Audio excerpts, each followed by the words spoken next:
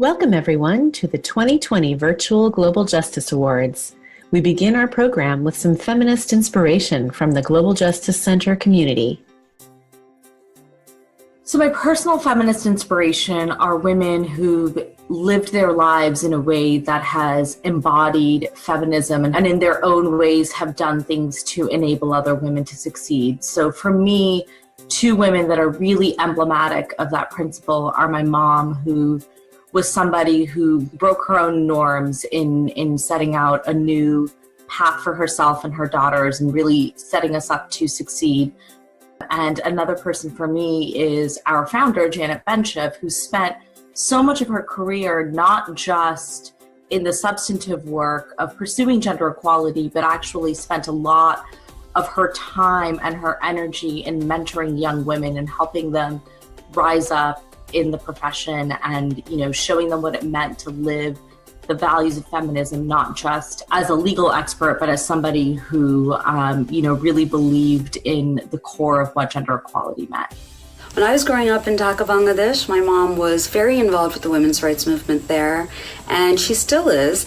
And she used to drag me with her after school to all her feminist symposiums and events and her meetings, and she really made me understand from a very young age that women's rights are human rights and they're really non-negotiable.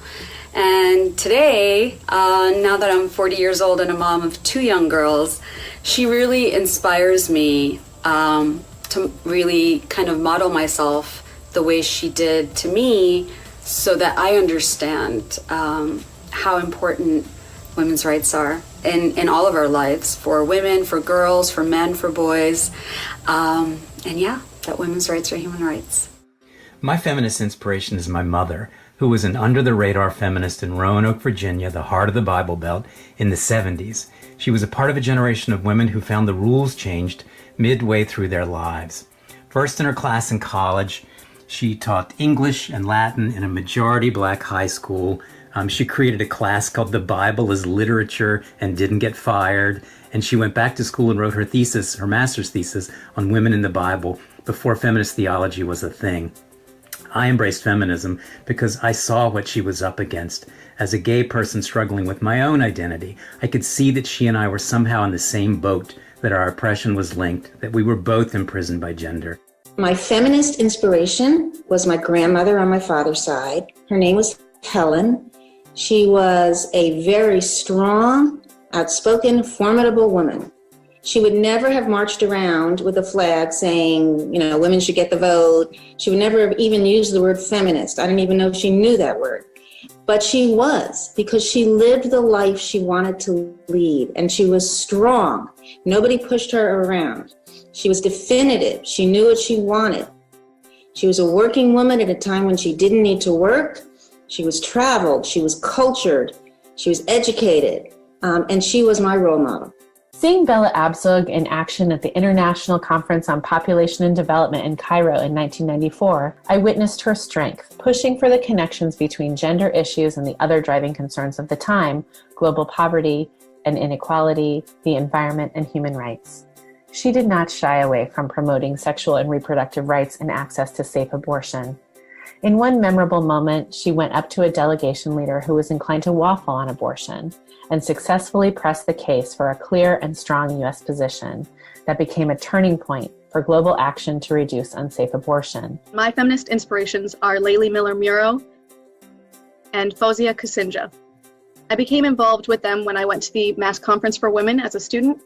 Miller Muro was speaking and discussing her case with Faseha Kusinja on recognizing forced marriage and FGM as grounds for asylum. I went on to read the autobiography, Do They Hear You When You Cry?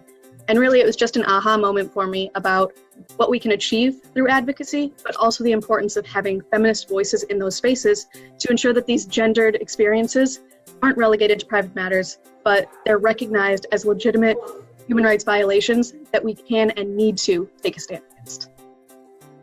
Simone De Beauvoir was my feminist icon.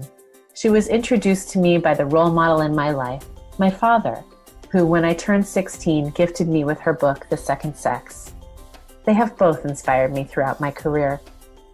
Today I would like to be more personal and dedicate this to the memory of my late auntie Candida. She was one of my closest feminist inspirations. She embodies strength, resilience, and transformation. 3 words that, in my opinion, describe the best feminists. My late auntie survived refugee camps and a fascist dictatorship. She always stayed true to her strong convictions and principles. Her strong mind and her resilience made her thrive, and she was among the first businesswomen in Andorra. I still remember fondly the business trips she took me with her, where I saw that a woman can indeed be herself. She was still my auntie, but she was a respected leader, and she was treated at equal footage by her peer male colleagues in an industry, the jewelry business, which especially at that time was dominated by men. Today, in dedication of her memory, I would like to remind and remember what she always told me: carpe diem and make a difference. I'd like to lift up Amara Jones as a leader of our feminist future.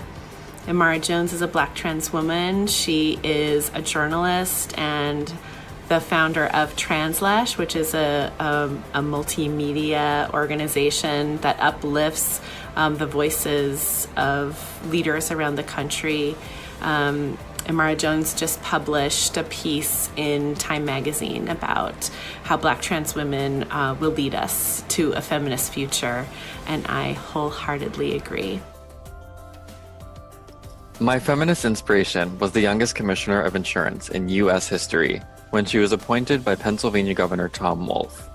She was then elected chair of the National Association of Insurance Commissioners Health Committee by her colleagues in the states. The commissioner is a fierce advocate for consumers, low-income and working people, and a national leader in health policy. I know her fairly well as she's my daughter, Jessica Altman. The 2 people who have most influenced me to be a feminist and care about feminism were first my mom, who gave me the feminine mystique when I was 18 years old and started me on this journey. It was mind-blowing. And the second person is my daughter-in-law, Claire Rothschild, who is such a strong, beautiful inspiration to me. And she can be herself. She wears beautiful makeup and has beautiful eyebrows and still is one of the more serious academics I know. So those 2 people are what helped me along. My feminist inspiration is Bell Hooks. Every time I read anything Bell Hooks has written, I'm left transformed. I'm motivated by her vision that real equality can only be gained by overturning the hierarchical systems of sexism, classism, and racism. She writes with extraordinary clarity on gender, race, class, media, culture, art, and inspires a critical consciousness that strives for resilient and inclusive communities. Her feminism is truly revolutionary.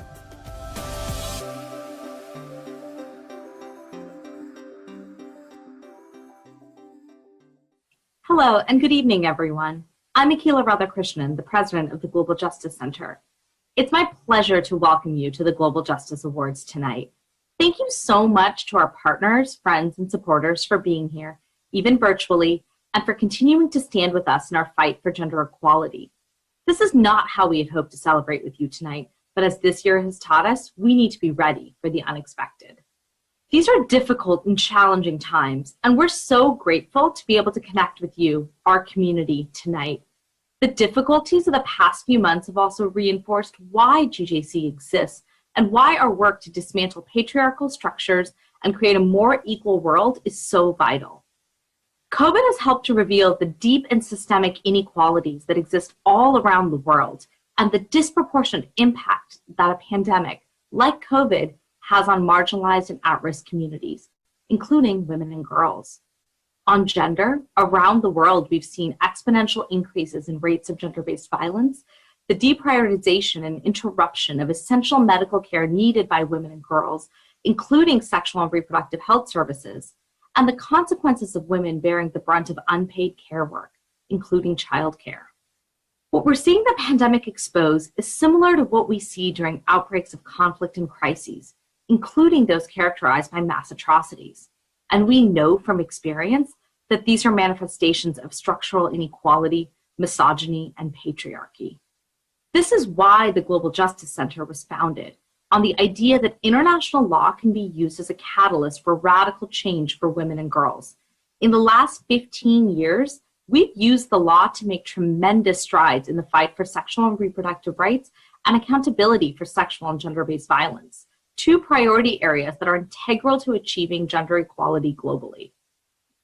We are a group of creative lawyers and advocates working to ensure that global institutions embrace a progressive feminist agenda.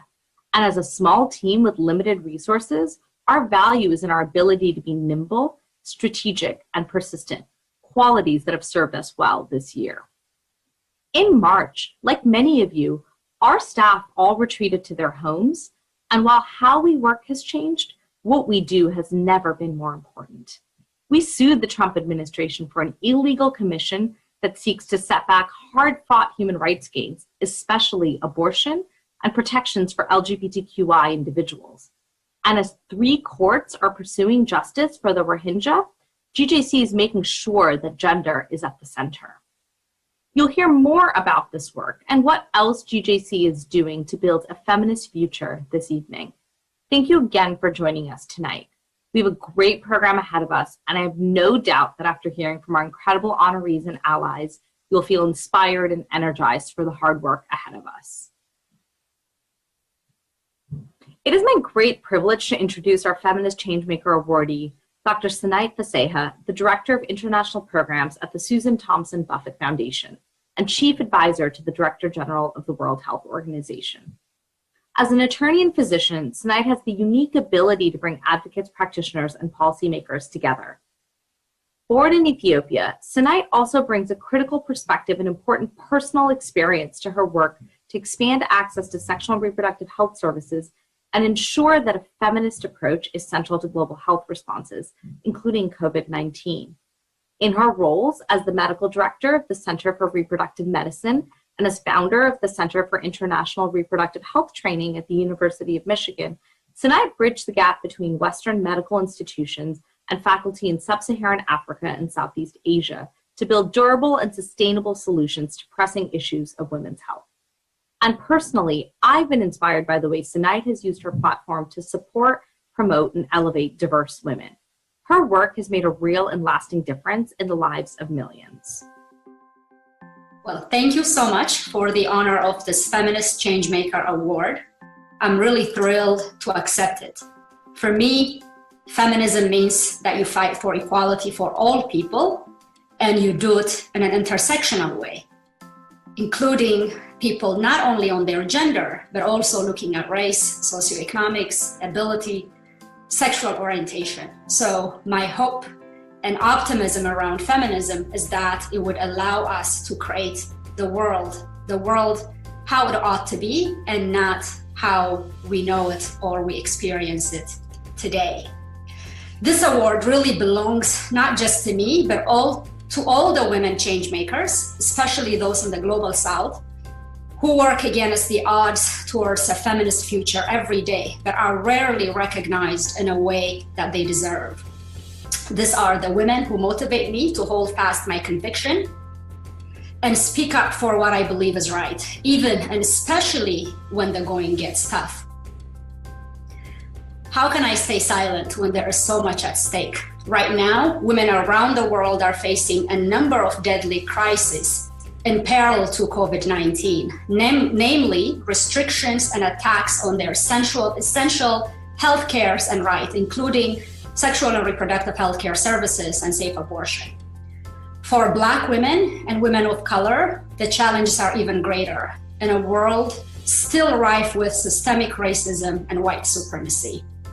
Take the United States, for example, where Black communities face disproportionate threats to their lives on countless fronts, from COVID-19 to unchecked police brutality to disproportionately high rates of maternal and newborn mortality. To achieve a feminist future, we need to understand how these injustices, reproductive, racial, economic, and more, are fundamentally and inseparably linked.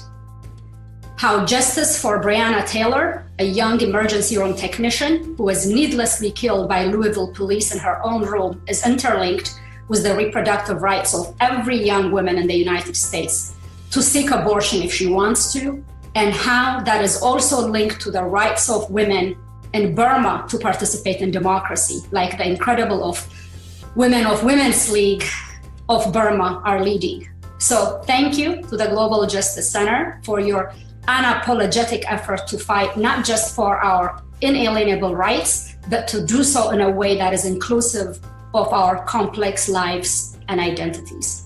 Thank you so much from the bottom of my heart. In conversation with Sinaite is Patricia Vizier-Sellers, who was honored with the inaugural Janet Benchif Global Justice Award last year. Hattie, the Special Advisor for Gender for the Office of the Prosecutor of the International Criminal Court, is a brilliant attorney who's been instrumental in achieving justice on the global scale for sexual and gender-based violence, including as crimes against humanity and genocide. Both women are key thought partners and friends to GJC, and it has been an honor and a privilege to work with them both. In addition, as Black women, both of them have been trailblazers in their respective fields and have broken down barriers and paths for so many of us who follow in their footsteps. Let's hear from them now. Well, Sinaite, if I might call you that, let me be the absolute first to congratulate you. You are a shining light in terms of feminist change makers. But I'd like for us to have a small discussion about some issues that I hope are not only just close to your heart, close to your mind, and to your world outlook. The very reason that we're so absolutely proud that you've accepted this award. Let me ask you first, what is your feminist inspiration? Who or what inspired you to be a feminist? Growing up in Ethiopia, my hero was Empress Taitu Betul, who lived around the turn of the 20th century in Ethiopia and was a formative figure in our history and our resistance to colonization. There was a well-known Italian phrase that goes, who does she think she is, Empress Taitu? Because Taitu refused to be, quote unquote, put in her place. And that has always stayed with me. It was meant as a put down by those in the status quo who are threatened by her power, but it can equally be a rallying cry for those of us pushing for justice. So to everyone watching this video, I hope you will carry some of Empress Taitu's spirit with you.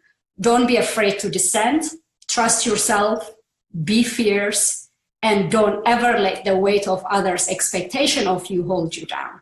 When we're talking about a feminist future, if we don't recover history, we won't understand how this feminist future was made. We often in the West talk about the first wave or the second wave or the third wave. Dare we go back to much earlier waves when the West might not be included, but it might have been a wave of feminism too. When I think about the future that I want for my daughter, it's a future where inclusion of our voices and needs are not aspirational or nice to haves. They are the bare minimum in a world that upholds the health and rights and dignity of all people, and women will not be looked at any differently. You know, we cannot and will not achieve any ideal future, or particularly a feminist future, until every woman has control over her own body and life. This means, ensuring women have access to safe, legal abortion and reproductive health care without facing discrimination, stigma, or financial hardships. But more than that, it means a sea change in how societies think about women's bodies and autonomy. For me, creating a world where women are at the center, at the helm, at the reign of every decision making, whether it is political, social, religion, and creating a world where we are not, when we talk about this feminist future, that gender is not the only thing. One of the tragedies of the feminist movement has been, we are seeing fierce forces now saying, look, you can't push for a feminist agenda without looking at the intersectionality of issues that affect women. And if we do those things and we have women in decision-making bodies, for me, women are an unstoppable force for good in their communities, careers, families, and nations.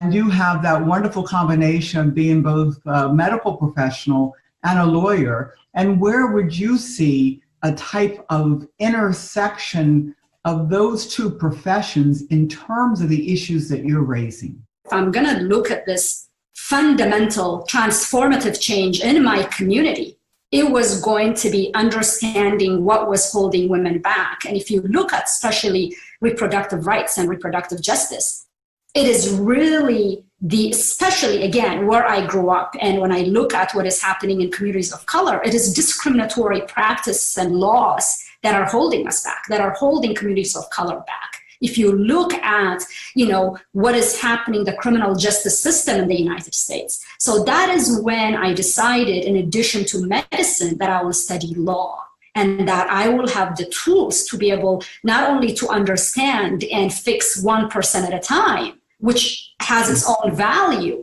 but also deeply look at the ability to change systems, the systems that are deeply entrenched, that are preferential, that systematically oppress women and communities of color and hold them back. So for me, when you look at reproductive rights, that is where law and medicine converge.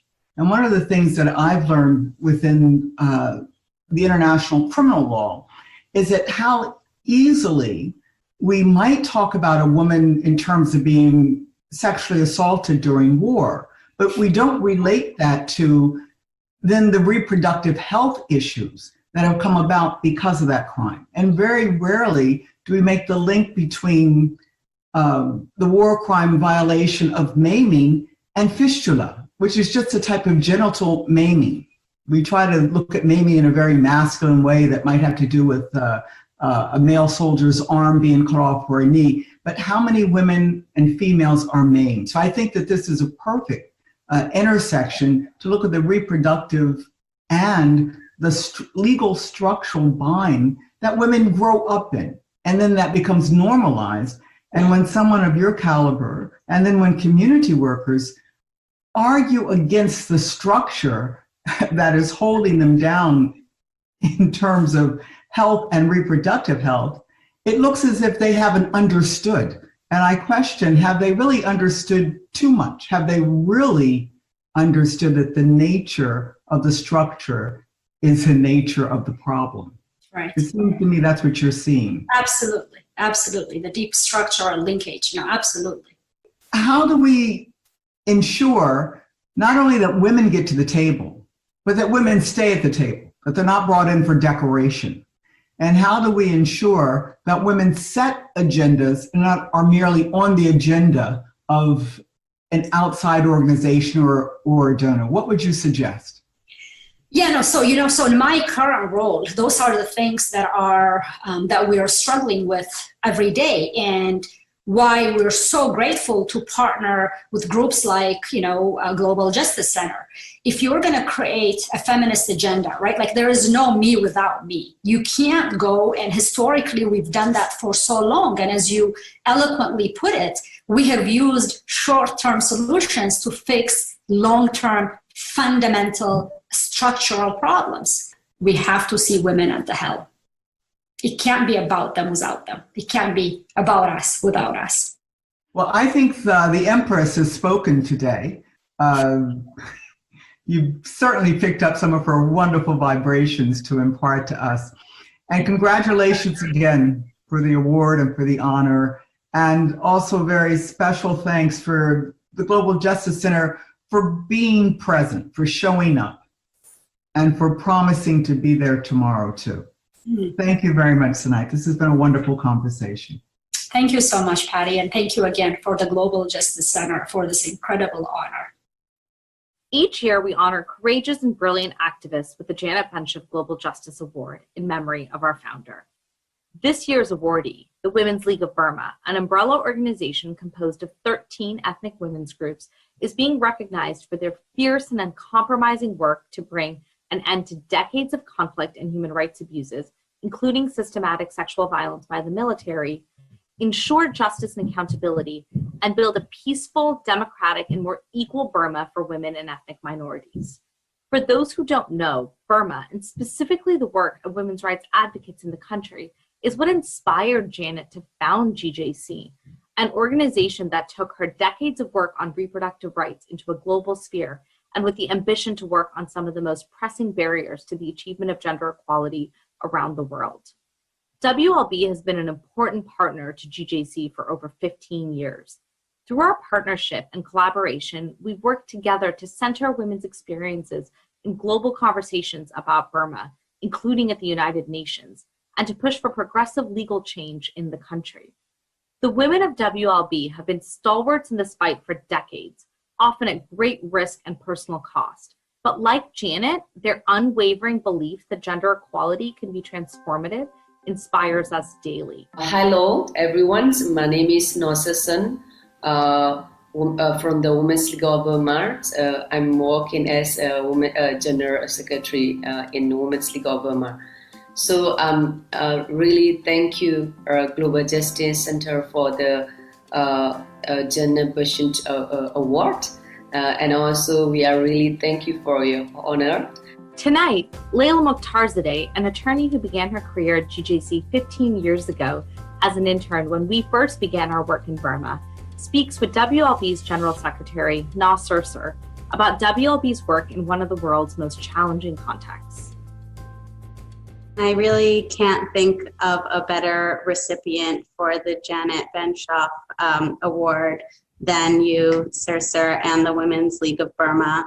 I remember speaking with Janet and her telling me about the work and saying that, you know, the projects that nobody is talking about, the issues that nobody is discussing are really the most important ones. And I think today, so many years later, to, you know so much more about the situation and knowing how the Women's League of Burma and the Global Justice Center were really at the forefront of this fight and advocacy for these issues, I think it's just a really amazing moment. So I just wanted to start by asking you, who is your feminist inspiration and why? Yeah, so I had a lot of individuals, feminists that inspired me, but for this moment, I would like to mention that most inspired me as a women movement. Start with the women movement. So I have seen that it inspired me that to having the collective voice for the changes, and also that also have a very strong collective action for the changing of the system and the changing of the policies. Great. And just building off of some of those changes that you were talking about, what do you think the feminist future looks like, and what do you think it will take for us to get there?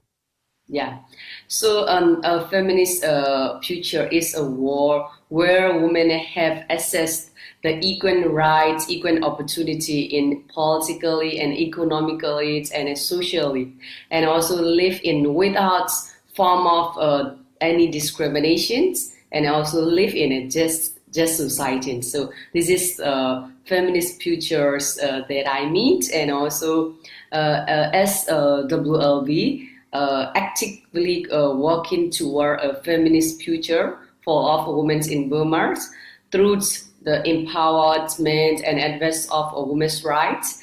And also we believe that can be achieved through promoting the participation of the women in decision making in all levels. So, for example, increasing women participation in parliament, and also ensuring women meaningful participations in conflict resolution and in peace process. Yeah, I think that's a really powerful and beautiful vision.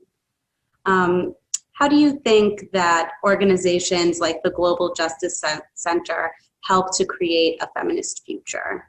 Global Justice Center happy to create feminist future by challenging the laws, any laws that oppress the women, and any laws that oppress the any diverse groups. Yeah.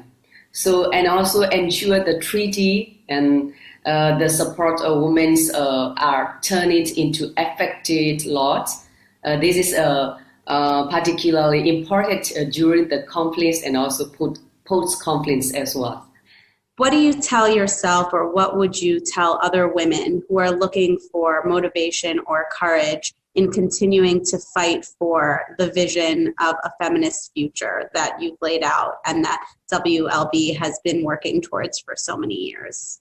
So we are always under the patriarchy system, and also we have been always oppressed in many different ways because of we are women.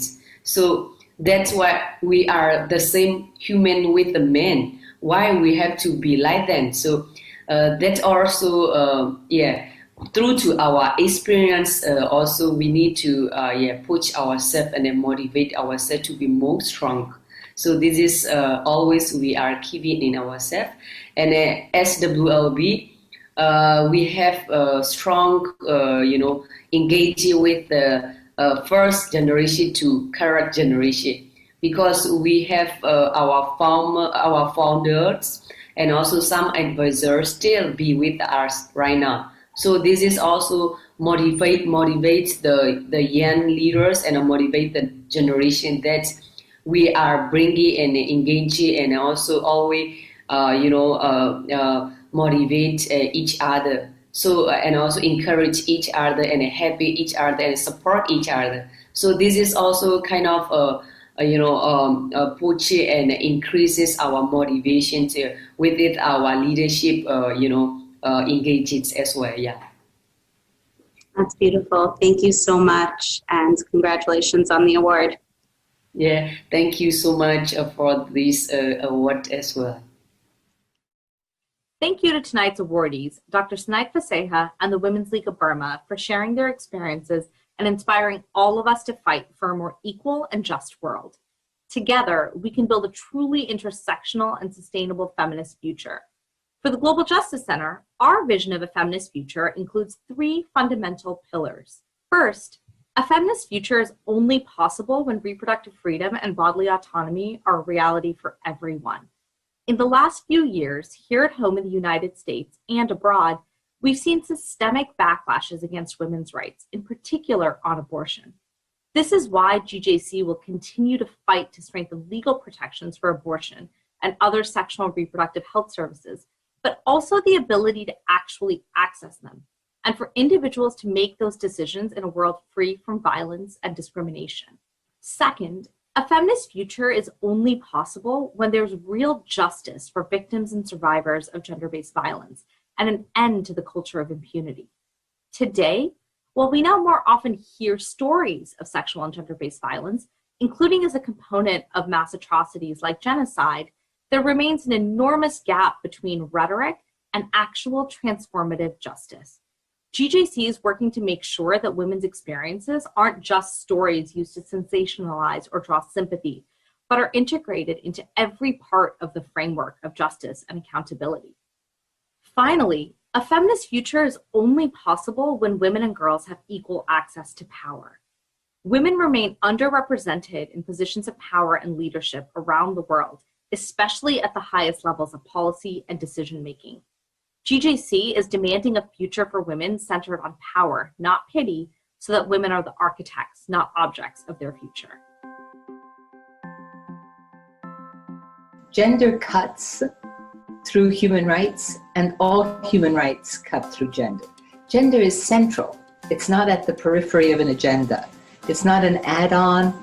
It's an integral part to anything that we want to do to promote justice. Coming from a small country, I could see how important it was to have access, and especially to allow women to have access to decision making and to gender justice. I think that GJC has the creativity to imagine the world differently. That is, to imagine a world in which gender equality is a reality, in which human rights are protected, and imagine it not just in bold strokes, but in great detail. Akila and her team are just so smart and impressive, and GJC is really at the forefront of bringing a feminist perspective to some of the most important issues of the day. I am really excited by the work of of the Global Justice Center. In particular, its focus on gender equality and the rights of women and girls during conflict and post-conflict situations. In particular, I've been following their work on the Rohingya Muslims fleeing from Myanmar to Bangladesh, and their work on that front has been truly inspiring. The specific highly skilled professionals, have a very focused area that they want to impact in, and they do such a wonderful job of promoting gender equality, etc., with international law. I love its scrappiness. I know that the GJC is an organization that's growing, but at its heart, it's scrappy. And I think that's really important. So Global Justice Center thrives for these rights to be given back to women, and that's why I support their work, and I'm so honored to serve as a board member. GJC is there, and they're really a beacon for gender justice in a world that desperately needs it right now. They make a real difference in the world, so I'm grateful for that. Its greatest successes lie in the future, and that's why I support the Global Justice Center, and I hope you will too. Thank you. Lovely. Take care. Thank you. Bye.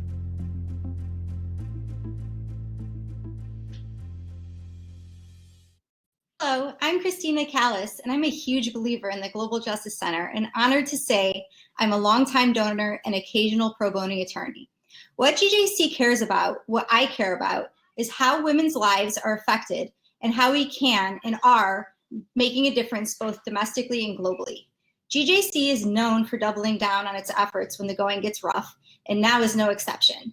While so much of what is normal in our lives has come to a standstill, GJC has been working at full speed for the past year.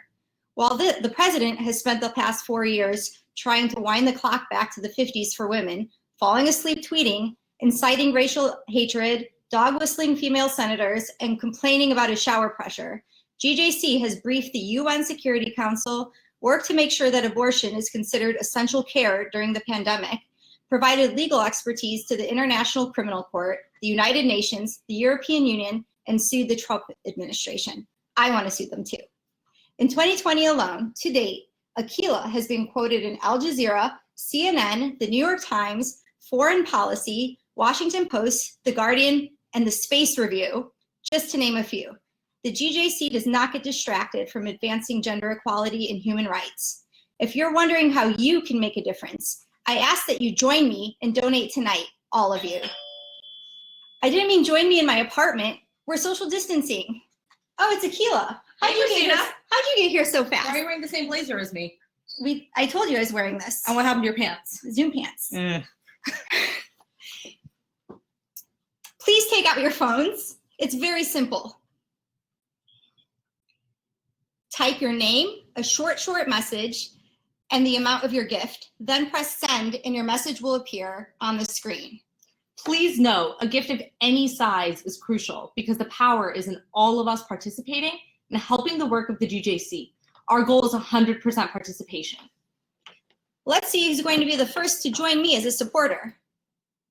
It's John texting that he wants to know where I hid the Cheetos. Christina, they aren't texting you personally. Oh, it's on there. Yeah. Let's see who's up.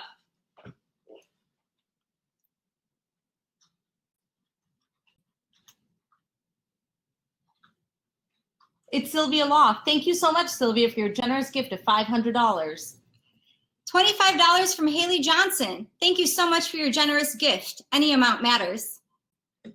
Amazing. Thank you to our board chair, Tracy Higgins, for your gift of $10,000.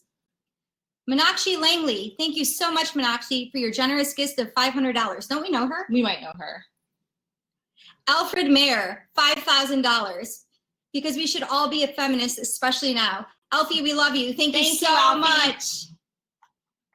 Matt, $100. Go GJC. Thank you, Matt. Oh, Tracy again. Thanks, Tracy, for your additional $1,000. Tracy, coming in strong. Justin Buell, $50. Thanks for all your work. Justin, thank you. We've got another one from Shafali. Thank you so much, Shafali, for your generous donation of $1,000. Every dollar counts towards all the work that we do. Gwen, whoever you are, $250. Thank you. You give us hope as well. Thank you so much, Charlotte, for your amazing gift of $100 and for your message about the leadership the GJC provides. We really appreciate it. Michael Wynn, $100. Go GJC. And you're good looking. Liz and John, thank you so much for tuning in. I know you have 2 kids at home, so it can't be easy. Thanks so much for your generous gift and all your support. And love your quote from Janet. Mary Lou Teal pledges $200. Thank you for your great and important work. Thank you, Mary Lou. Erin Morris, $250. Akila's your hero. She's my hero too, except she wore the same clothes as me tonight. And if you don't know Erin, he leads Immigration Equality. Look them up. They're an amazing organization. Love them. Oh, Erin, I've worked with you. Amanda and Phil, $500. You're amazing. Thank you so much, Lika Behar, for your generous pledge of $250. Who's this 250? Just exclamation mark. We need your message. Oh, thanks, Mom, for your generous donation of $1,000. Wow, that's ginormous. Come visit, but be careful. Hey, Akila, how much do pirates donate on average? Oh, I don't know. Is this one of your typical jokes? A buccaneer. Thanks so much, Mindy and Jerry, for your amazing donation of $500. We really appreciate it. $100 from Doug Wingo and Tim Lake. Keep up the fight. Maintain that vision. Thank you, guys. Thank you so much, Lori and Lynn. We really appreciate your support. Hope you guys are doing well with all the fires in California. Why did the clown donate his salary, Akila? Oh. It was a nice gesture. These are getting worse, not better. There are kids watching. Oh, $50 from Layla towards smashing the patriarchy. The GJC and Akila. Thanks, Layla. Your hair looked great tonight. Thank you so much, Jody and Steve, for your donation. We really, really appreciate it. Thanks for all your support. Niche, $50. Go Zoom Pants. I'm taking full credit for that one. Thank you so much, Christina. We really appreciate your donation. Love your name. $100. Much love to GJC and Akila. Whoever that was, thank you. Daniel Stewart, $200. You're amazing. Thank you, Daniel. Naomi and Dan, thank you so much. I hope you guys are doing well. And thanks to Wendy and Gino, who I assume are also supporting this donation. Thanks so much, Melanie. We really appreciate it. Every single dollar counts. So we're really, really thankful to all of you for your support tonight. Why did the Mars fundraiser fail? These are getting worse. I told you. Wrong atmosphere. Samantha Wynn, $100. Keep up the amazing work. Thank you so much for your message. Oh, thank you, Jane. Love you too. Jane, come visit soon. We're social distancing. People can't just fly across country for no reason. Zach, $180. Infinite diversity and infinite combinations. Love it. Keep it coming, you guys. Thank you so much. $100, Stephanie Peter. Yay, Akila and Christina. Thanks, Steph. Thank you so much, Sherry. Love you. Thank you for your support. Pablo, $150. Grateful for your work. And we're grateful for your support, Pablo. Thank you, Pablo.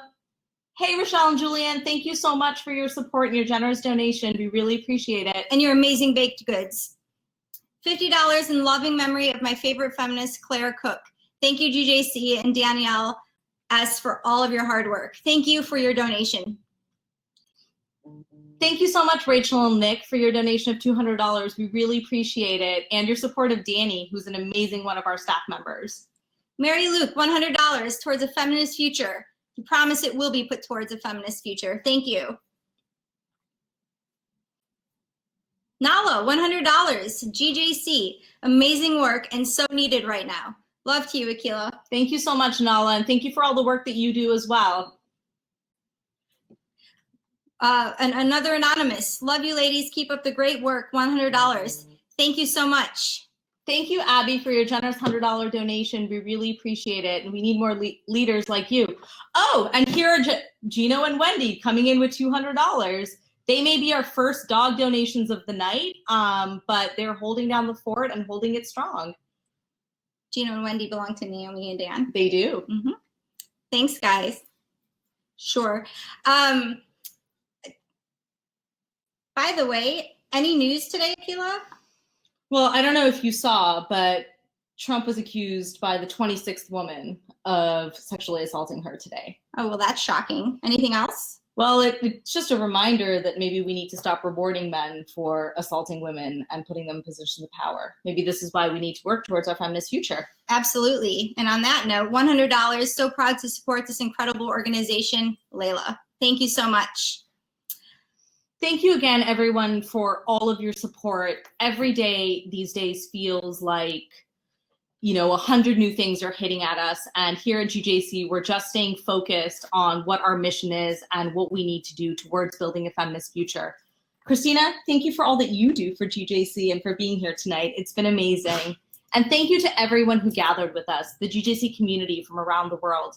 As you've seen, our work is vital and has never been more urgent than it is today. We believe a feminist future is possible, and with your support, we know we can get there. On behalf of everyone at the Global Justice Center, thank you and good night. Bye. Thank you. Bye.